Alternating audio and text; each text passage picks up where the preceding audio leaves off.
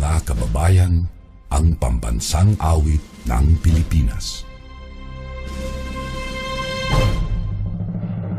Kayang mag-ibig, telas ng sinakanan, alam ng puso, sa dikit mo'y buhay.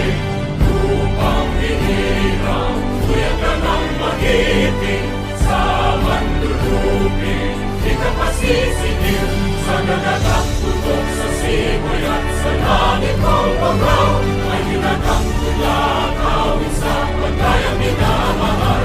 Ang isang ng matawad mo'y tagumpay na nagtitindig, ang bituin at araw niya kailan pa may di magtitindig. Luman ang araw ng walhagit pagsinta, buhay langit sa piling mo. Ang inigaya na pagkay mga aking, ang mamatay ng dahil sa'yo.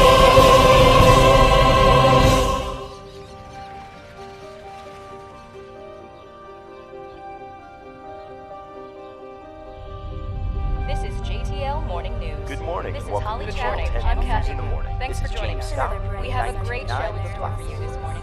Well, it's a great Now morning to be in the studio.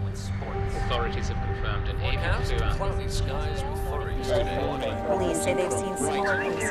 Well, transparency and open governance. Different scenarios. The virus changes in a way. The Social Democratic Party. So let's get See competitive products.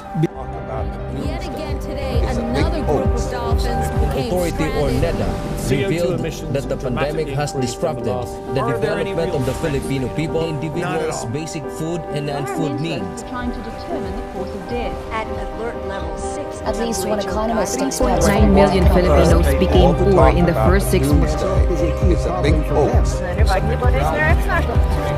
Small. That's an estimate. Is it It's not We don't know if this is spreading. Rhythms of change. So far, there's no manifestation.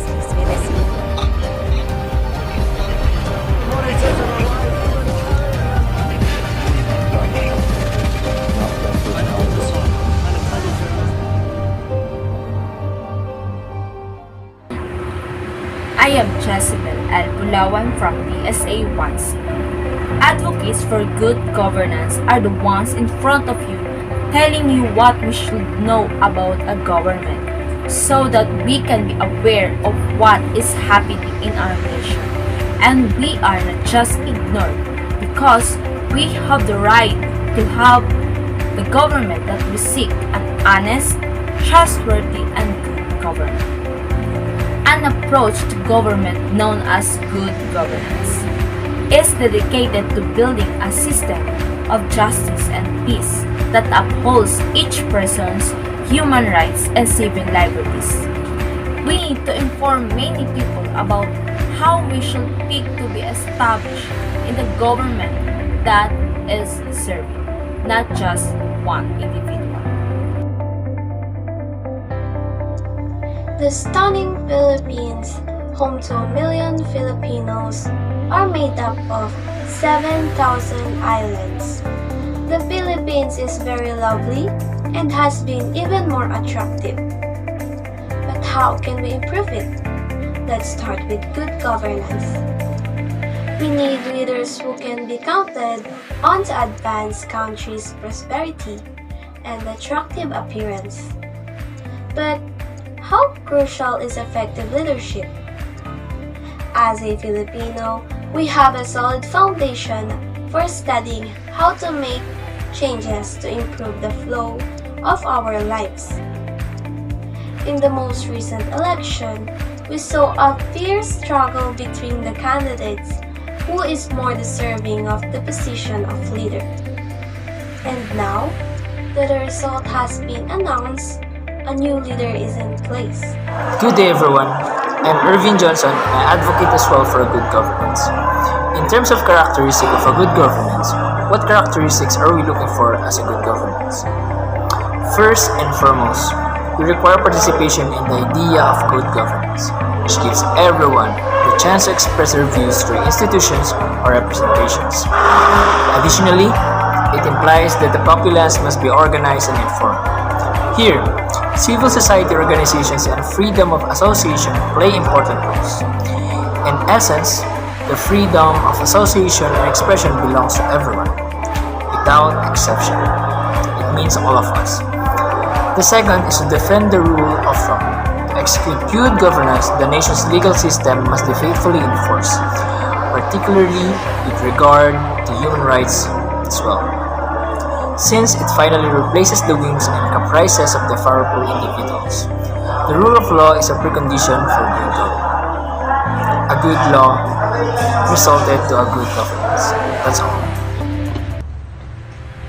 Every decision the government makes and action it takes must be transparent and adhere to the current laws. Transparency encourages accountability and informs the public about the action of the government. A national asset is the information that the federal government maintains. Trust and open communication are fostered by transparency. It improves the bonds between workers, their employees, and supports the development of the cooperative environment. Institution and process must be responsive in order for good governance to make an effort to serve all stakeholders in a timely manner. In conclusion, effective good governance refers to the institutional and political actions and outcomes required to accomplish development objectives. The degree to which it upholds the promise of the human rights, civil culture, economic, political, and social rights is the true test of good governance. I vote for the good governance. This fifth principle, consensus-oriented, has to do with how decisions are made. If the decision-making process is unable to suit everyone's preferences, the decision must at the very least be one that is universally acceptable and does no harm. All institutions engaged in effective governance have a complete obligation to the public in order to raise the standard of society. It tries to serve as a mediator between the many distinct needs, viewpoints, and expectations of a diverse citizenry. There are numerous difficulties that good governance may encounter, and this includes 1. Corruption at various levels, 2. Centralization of power and authority, 3. Criminalization of politics, 4. Violations of human rights, 5. Weak legislators with criminal records, poor knowledge about development issues, and low level of education. 6. Poor people's participation in development processes. 7. Less active civil society. 8. Poorly empowered grassroots democratic institutions. 9. Poor coordination among the political, administrative, and community level organizations and institutions.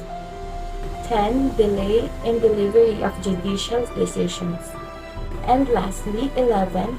Poor participation of disadvantaged in decision-making process.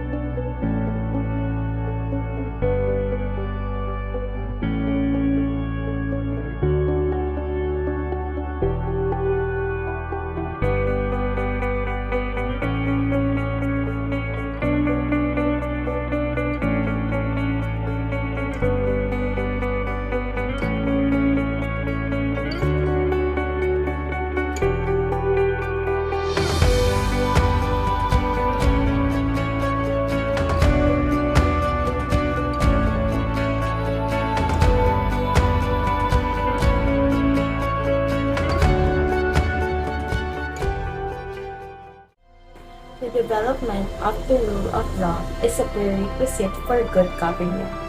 since it ultimately replaces the rule of the powerful people's whims and caprices.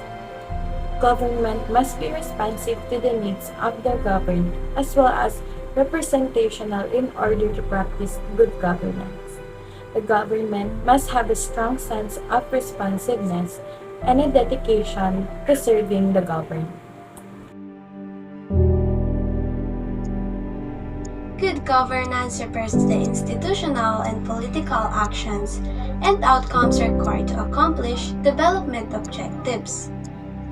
The degree to which it upholds the promise of human rights, civil, cultural, economic, political, and social rights is the fundamental test of good governance.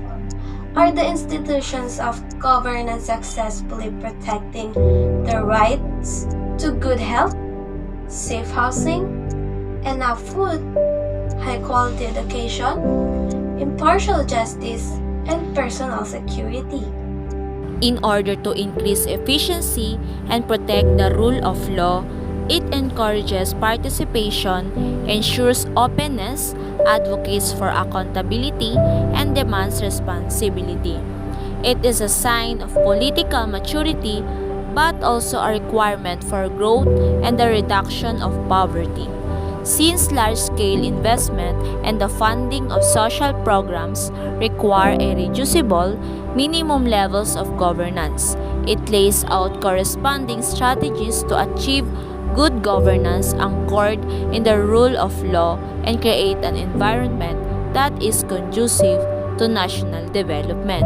Therefore, we must make a good decision and give careful consideration to who we will elect as our nation's future leader in the upcoming election. We hold the key to the lives of the next generation and to our own future.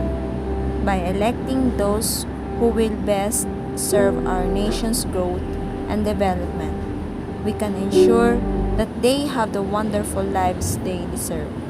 We must take care to prevent letting our nation fall into the wrong hands. By making the right choices, we improve our lives. I vote. I vote. I vote. I vote. I vote. I vote for good governance.